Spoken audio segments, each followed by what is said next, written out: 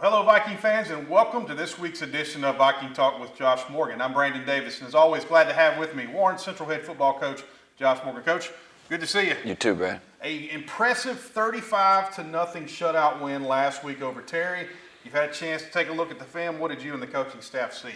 Well, I thought we had another week of explosive plays offensively, which was really good to see us continue to do that.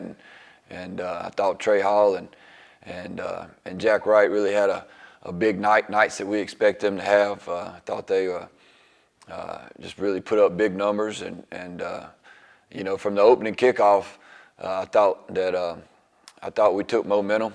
Got a big special team fumble recovery from Ben McMullen, and really from that moment on, we seized the momentum and were able to really keep it all night long. And I thought our defense played well for 4 quarters, their best performance of the year, and at a shutout. So a lot of good things, from the game, and another proud of the victory, another district win, and we just continue to get better and continue to keep winning, and it was good to to have a really good night on the homecoming night, and it's good to see our kids perform well in front of a big crowd. Well, Terry takes the ball to start the ball game. They have a 3-and-out, and then a fumbled snap on the punt. You just talked about it, Coach. Thought it was a down ball. Didn't quite know what was going out there. But next thing we know, Ben McMullen's got the ball in the end zone, and they're signaling touchdown. We're getting ready to call the offense out there. But anyway, great play by Ben. Heads up. Really thought that it took the probably the emotions out of Terry and gave us the momentum. What were your thoughts on that? Yeah, what a great way, to start a ball game. And momentum is it's a powerful thing, and usually the first 5 minutes of every quarter is going to dictate the momentum, and it's important that you go after it and you try to obtain it as quick as you can. And there's not much of a bigger game changer than you could have had. And Ben knew exactly what to do. We had 2 or 3 guys that were hunting it too, and so it was a pretty smooth play by him, picking it up, scooping it, and we always teach it, and I think that's our 5th defensive or special teams touchdown of the year, which is the most that I can remember in any year. So it was another great play.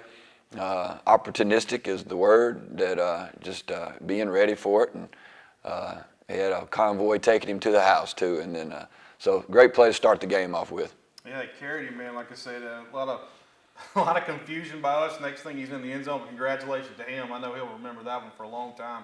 You talked about a big night from the offense, and Jack Wright, Trey Hall. A lot of guys had a big night playing. Jack maybe his best game at Warren Central, I thought. But let's talk about the offensive line, Coach.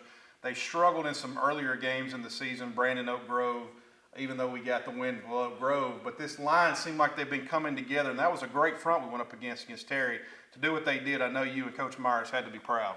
Yeah, at the end of the night, that was probably one of their strengths, was the defensive line, and I think we only had 67 yards, 70 yards rushing, and but we were able to do some things on the outside to help us out and loosen them up a little bit, and that's going to make us more difficult to defend.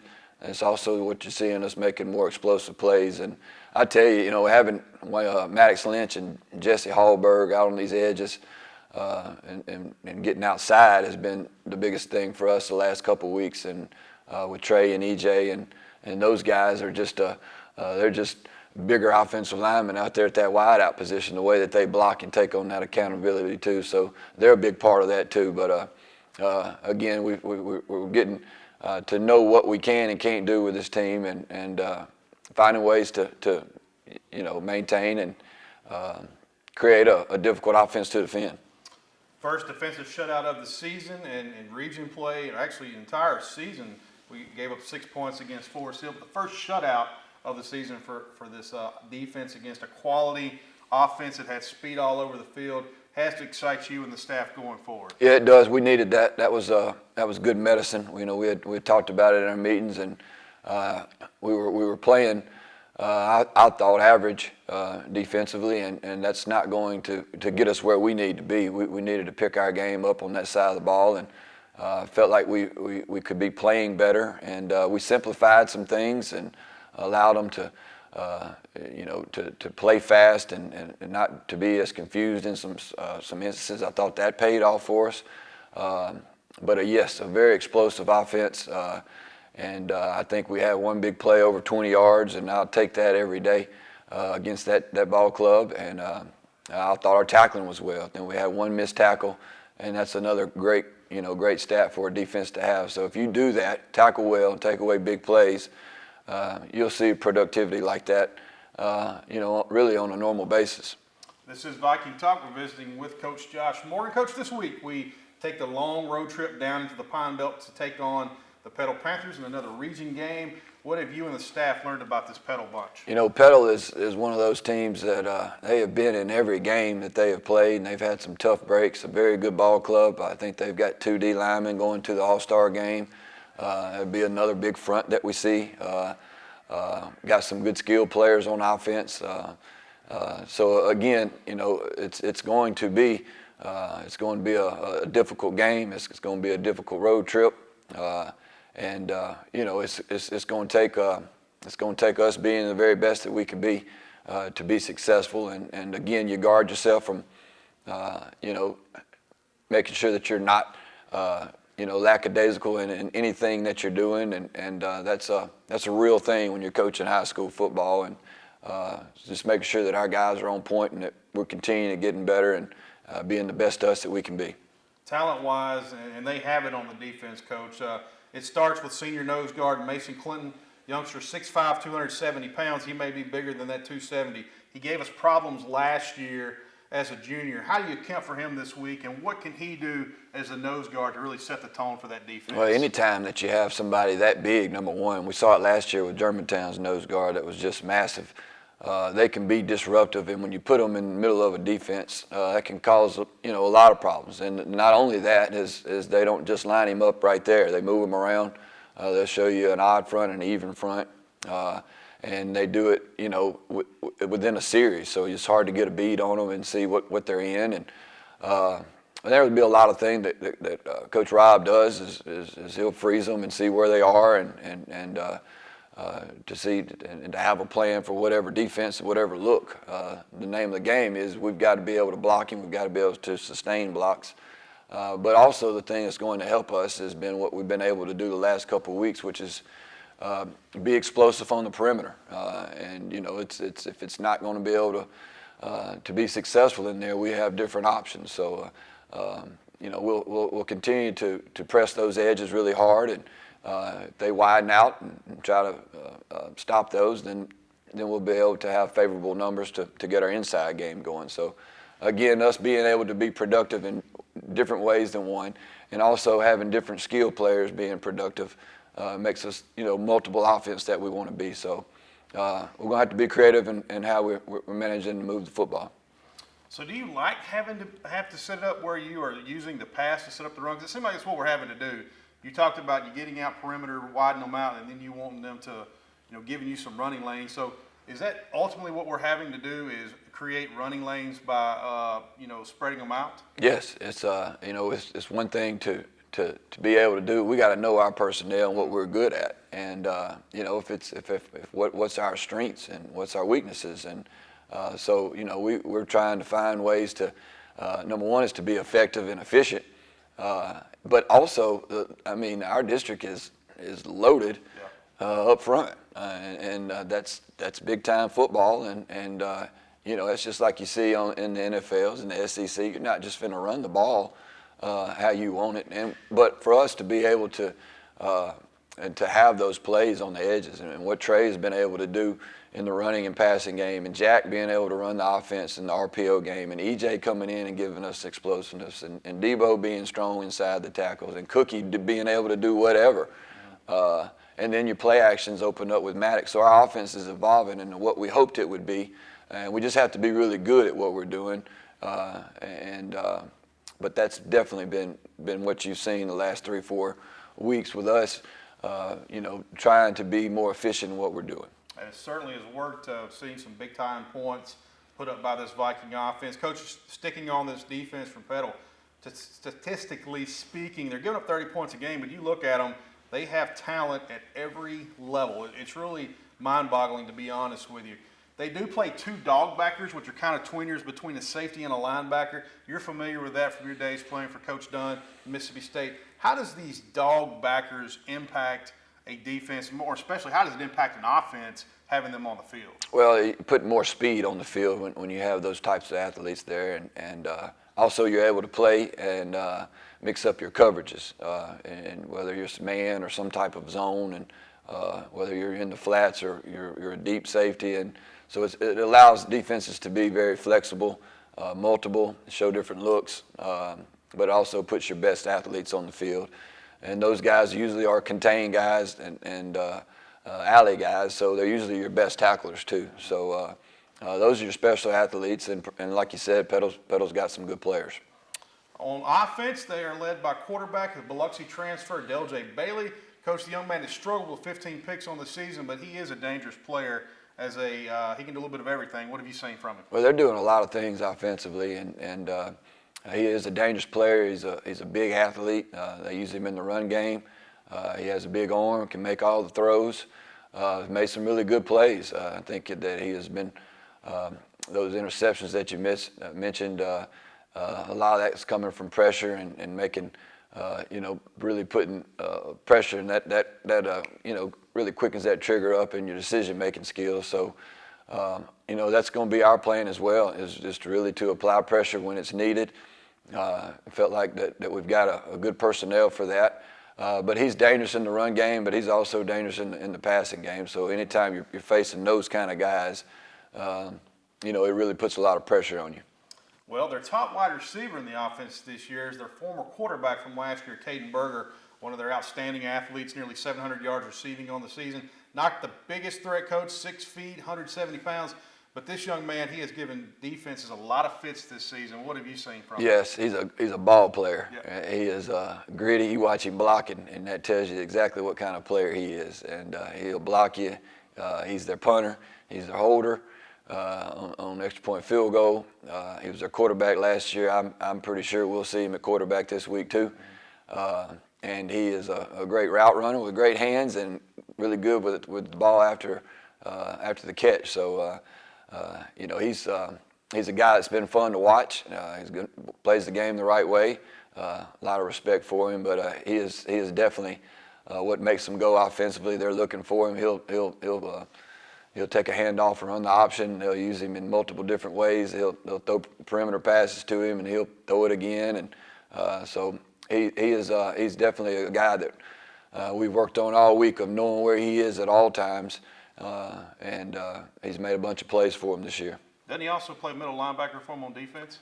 I don't think so. Okay. I think he's. That wouldn't shock me. Right. Well, he does everything but drive the bus for him. We know that much. That's right. He's one of the outstanding players they have down there. This Petal team, Coach, we know they've been eliminated from playoff contention, so we know this Friday night they're going to be playing for pride, knowing they could possibly keep us from securing our spot.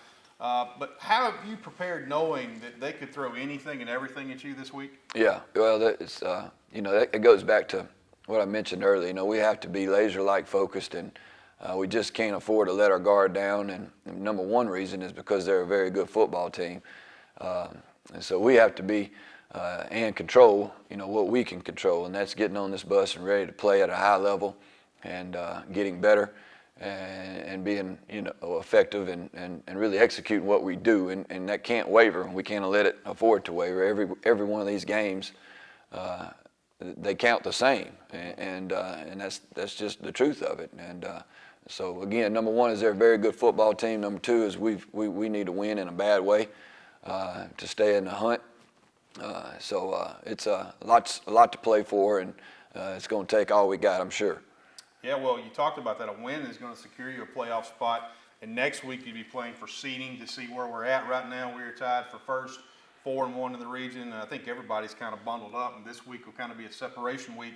How important is it going to be for us to wrap up a win this week and not have to rely on someone else? Yes, it's extremely important when you control your own destiny, and that's where we're sitting at right now. We've earned that, but in order to keep that, we have to handle business, and so it's a very, very big ball game. It's very important that we handle our business.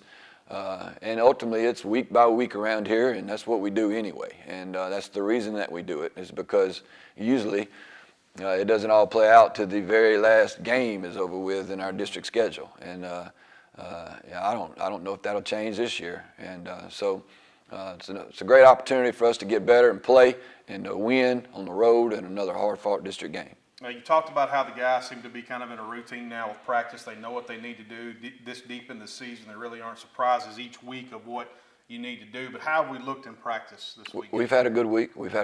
You know, I told them after, you know, coming in on Monday, how much appreciated and proud of them of the way they handled homecoming and all that came with it. That was really good to see. We had to stay focused and we had to handle our business and time and place for everything type of approach, and they've been able to do that. And you know, we've got a veteran group that you know has been through a lot and understands. You know, you look up last week and you saw what happened in our district, and you look on the board and in our playoff standings, and you can see how everybody's right there. And you know, that's so exciting to us as a football team, a coaching staff, and the players. When you look up and it's late October, finna go into November, and you're right in the middle of everything that you hoped you would be. And you know, pretty soon it'll be daylight savings time, the winter starts getting cold, and you're playing meaningful football in November. And there's nothing better. And that's right where we are, and we're sitting in the middle of it, and no telling what's going to come out of these next 2 weeks. And all we can do is enjoy it and continue to handle business. It's always nice to practice in November when it's dark, right? It is. It's a special time of the year that, you know, not everybody gets to experience, and we've been very blessed to have experienced that. Our kids expect that, and they know that, and you know, when you're out under the lights and usually in sweatpants and shoulder pads, that's a special time. It kind of reminds me of bowl practices in college. You know, it's just unique, and it's really exciting time. Well, Coach, a long road trip, we talked about that down to Petal. You had success earlier in the season. We went down to Oak Grove, took care of business. Does it make you feel more confident knowing that this bunch can handle themselves on these long trips? Because, you know, as you've said, we've talked about it, you're going to have to be laser focused this Friday night. Does it make you feel confident knowing you've had one trip that's been long like that already? Yeah, anytime that you have that to go back and you know, to use that experiences from your past experiences, that's a good thing to lean on, and business trip mentality. And so yes, it's good. It's good to see us. Number one is handle that last road trip the way we have. This team has been through a bunch, and they've seen a lot, and they've found ways to win in all kind of different situations and different environments. But again, that's the past, and we have to make sure that we're on point and that we're doing the same exact thing and continue to press forward.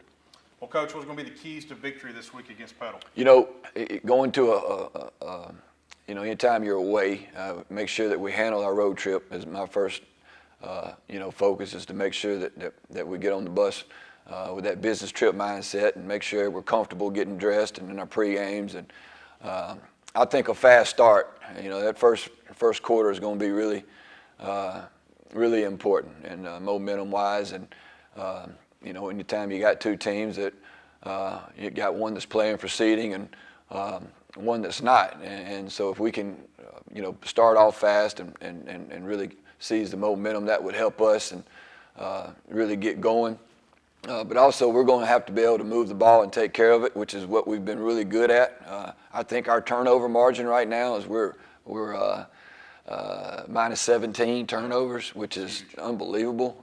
And you know, I hate to talk about it, but it's kind of like a no-hitter. You don't want to talk about it, but it needs to be talked about. Like, our guys have done such a good job of taking care of the football and defensive. One thing that we've been, you know, good at is forcing turnovers and knowing what to do with it. Special teams has been outstanding, and we're slowly but surely becoming a good football team, and that's the trend that we're trying to stay on. And so again, it's about us. It's about how we look and how we execute. And you're playing that old man in the mirror. So we got to be good in what we do in all three phases. Well, Coach, best of luck to you. Thank you. It'll be a fun one tomorrow night. Looking forward to it. It'll be a good environment. Absolutely. Beautiful place down at Petal. Hope you join us tomorrow night.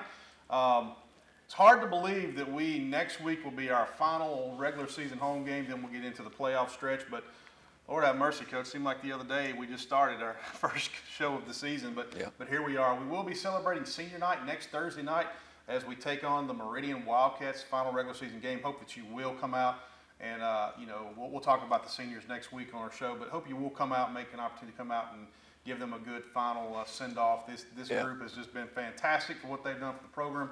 But again, we'll talk about them next week. Like I said, next Thursday night we will be playing Meridian, not on Friday, on Thursday. So we hope you'll make it out. We'll get to that next week. We'll talk about this Petal game, and then we'll talk about the Meridian Wildcats. But for now, that's going to do it for Brandon. I'm Brandon Davis. He's Josh Morgan. We'll see you next week. Until then, rise up, Vikings.